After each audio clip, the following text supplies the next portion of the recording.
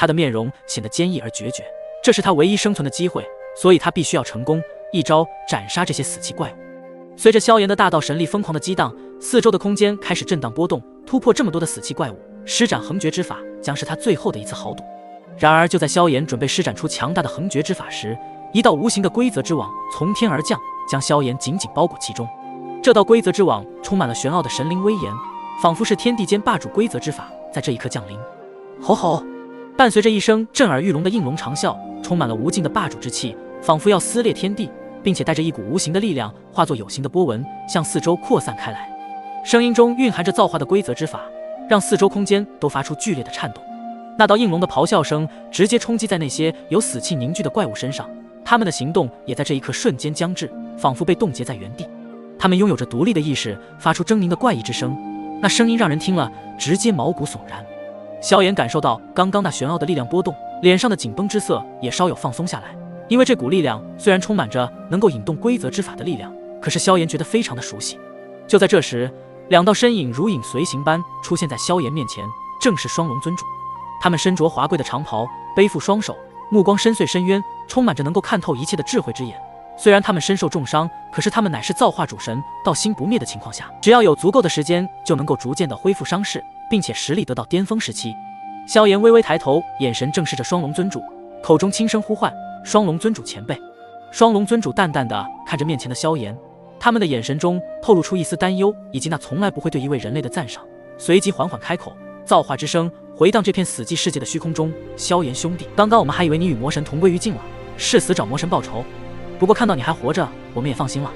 等我们处理了这些充满死气的怪物，就带着你出去。”双龙尊主的目光如炬，锐利无比，凝视着那些被自己造化规则之法所束缚的死气怪物。大龙尊主的言语中透露着不容置疑的威仪：“应龙神灵、启容儿等亵渎。”声音中充满了对侵犯者的惩戒之意。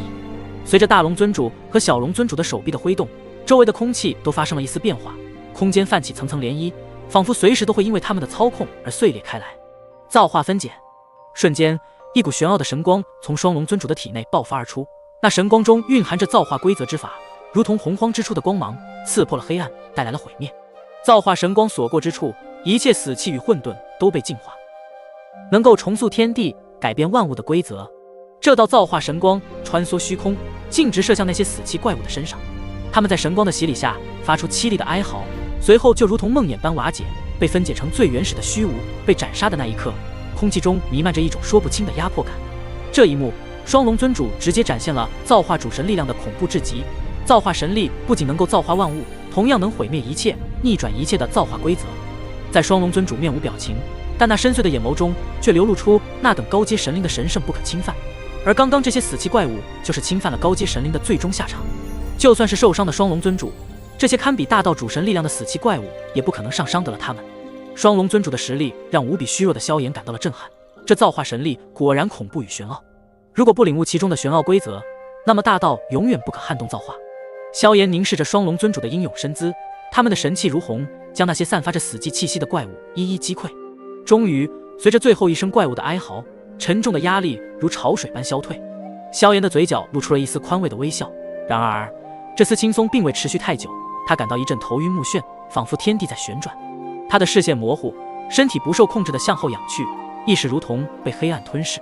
在那一瞬间，他似乎听到了双龙尊主惊慌的呼喊，但声音越来越远，直至消失在无边的黑暗之中。萧炎的身体从虚空中坠落，但在即将与地面接触的刹那，一个庞大的身影如鹰隼般俯冲而下，准确无误地接住了他。大龙尊主的双手如同钢铁铸造，稳稳当当地拖住了萧炎，缓缓地将他放置在地面上。小龙尊主焦急地看着萧炎，他的脸上写满了担忧，喉咙里挤出一道道呼喊声：“萧炎兄弟，萧炎兄弟！”期盼着能唤醒萧炎，但萧炎的呼吸却微弱的几乎感觉不到。大龙尊主的眉头紧锁，他的手掌立马轻轻地放在萧炎的胸口，通过造化神魂的力量探查着他的身体状况。逐渐的空气中弥漫着一种凝重的静默，双龙尊主此刻的心情如同被厚重的乌云覆盖，阴沉而未知。大龙尊，萧炎兄弟的情况如何？一旁的小龙尊主感觉到似乎情况不容乐观，着急地询问道。大龙尊主的眼神里满是忧虑，他轻轻地摇了摇头，仿佛是在对小龙尊主的提问做出回答。小龙尊主的心中一紧，他清晰地感受到了大龙尊主那神色的无奈。随后，大龙尊主的语气低沉：“声音中透露出一种难以掩饰的沉重。萧炎兄弟的伤势被伤得非常严重，能够从那大黑洞中出来已经是奇迹了。要是换做其他大道主神的大能者，恐怕当场就已经陨落。说话间，大龙尊主的手掌便是从萧炎的身上收了回来，然后直接撕开了萧炎上身的衣服。然而眼前的画面让在双龙尊主都感到震惊无比，一道黑色的手掌印记烙印在萧炎的胸膛上，它散发出一种暗黑而诡异的气息，让人感到一种莫名的恐慌和不安。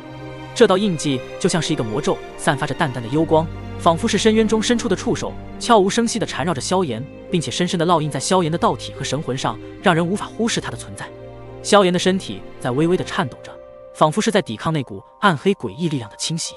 他的脸色无比的苍白，汗水从额头滑落，滴落在地上，溅起一地的尘埃。尽管萧炎努力地想要保持着清醒，但那股暗黑诡异的力量却在不断地侵蚀着他那最后的意识，让他感到一种前所未有的无力。大龙尊主和小龙尊主的目光紧紧地锁定在萧炎身上的那道黑色手掌印上，他们的眼中充满了担忧和关切。这是魔神印记。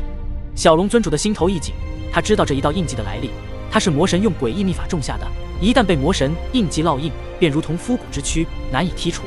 大龙尊主的眉头紧锁，脸上露出一丝愤怒与无奈。该死，那魔神居然如此心狠手辣，连魔神印记这等诡异秘法都施展出来。他的声音中充满了对魔神的憎恨和对萧炎的担忧。双龙尊主的周围空间此刻雷云翻滚，雷电交加，仿佛天地都在为这一幕暴行而愤怒。萧炎的气息逐渐的微弱不堪，面色苍白如白纸，胸膛上的魔神印记正慢慢吞噬着他的生命之气。魔神印记上的符文开始扭曲变形，他们仿佛活了过来一般，贪婪地吮吸着萧炎体内的所有力量。小龙尊主和大龙尊主知道萧炎的时间已经不多了，如果再不采取行动，那么萧炎将成为被魔神印记侵蚀殆尽的牺牲者。气氛紧张而沉重，双龙尊主们的眼中闪过一丝决绝，他们必须立刻找到解除魔神印记的方法，否则一切都将太迟。